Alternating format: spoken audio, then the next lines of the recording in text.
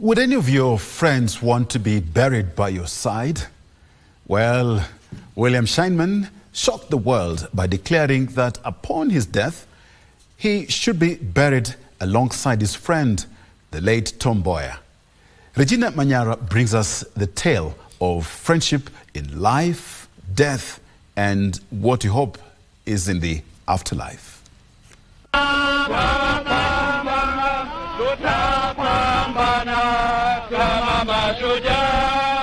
In 1955, Tom Mboya earned a scholarship to Oxford University, where he studied political science and economic industrial relations. It is here Tom would meet William and form quite a friendship. It's even documented that William would play a key role in enabling Tom visit the US for the first time in 1956, having completed his education at Oxford. Now, as Tom initiated this grand project, the airlift, through the African American Students Foundation, William now became the chairman who led in soliciting funds and scholarships. Historians credit Tom Mboya for initiating projects and programs like the African American Students Foundation that enabled bright students from less fortunate backgrounds to get scholarship to study in the United States. So along the way, they would do more projects. After Kenya attained independence in 1963, Mboya was appointed Minister of Justice and Constitutional Affairs, and he actively participated in drafting the Constitution. However, his rise to power propelled him to high-stakes succession politics in Jomo Kenyatta's government. And on Saturday, July 5th, 1969, Nahashon Isaac Njenga shot Tom Mboya thrice at close range and killed him along Moi Avenue, the then known as Government Road. So Tom had to be buried as quickly as possible, following the protest, chaos and demonstrations that followed against his assassination. And it only took 6 days to have Tom's remains driven to Rusinga Highland. This is the Ndiege family homestead. Tom was born to the late Leonardus Ndiege and Marcella Wur, and for that, Tom had to be buried within this family compound. In 1971, 2 years after his death, Mboya's friends came together to build a mausoleum in his honor. The mausoleum is a final resting place of a great person. It's where the remains are preserved, as well as the history of the late Tom Mboya. The iconic mausoleum is designed in the shape of a bullet, which was what killed Mboya. According to curators, the door is designed as a coffin with a cross symbolizing that he was a devout Catholic. So right within the mausoleum hall are a few of Tom's collections in terms of mementos, awards, honors. Even today, you'll have a chance to have a look at the briefcase, which remains as the starkest reminder of Tom's assassination.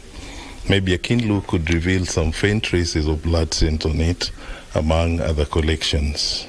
The Tom Mboya Mausoleum is among tourist attractions in Rusinga Island, where the old and the young troop to honor the fallen son of Mbita. So in Tom, we see a sense of unity. Apart from being a brilliant politician, we see the sense of unity in that Tom is a man who stood for one Kenya, one people. You also remember that by the time Tom started his politics, he rose very fast to become a nationalist, who later became a Pan-Africanist. And by the time of Tom's death, Tom had already become an internationalist. So we also see Tom as one of the key sober figures who rose to become beyond that. But the mausoleum plays this role in the fact that today it remains a heritage. And not far from his tombstone lies William Scheinman's grave. And William would rather amaze the world when he chose to write a will to the effect that in death, his remains be cremated, so that part of his ashes or cremated remains would be flown to Kenya, buried wherever Tom would be buried. And it came to pass. So the idea was to be buried side by side as friends. So maybe they might have decided to have been friends in death as well. Defying societal norms, the two friends lie side by side on the family gravesite.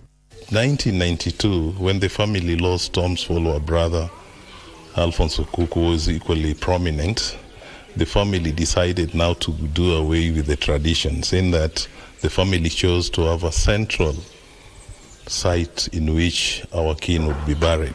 The inscription on Tom Mboya's tombstone begins, "Go and fight like this man."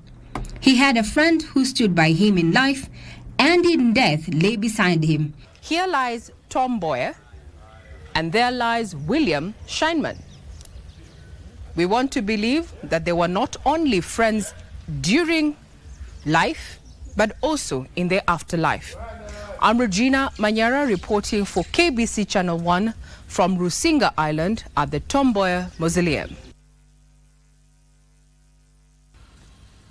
Very profound history from Regina there.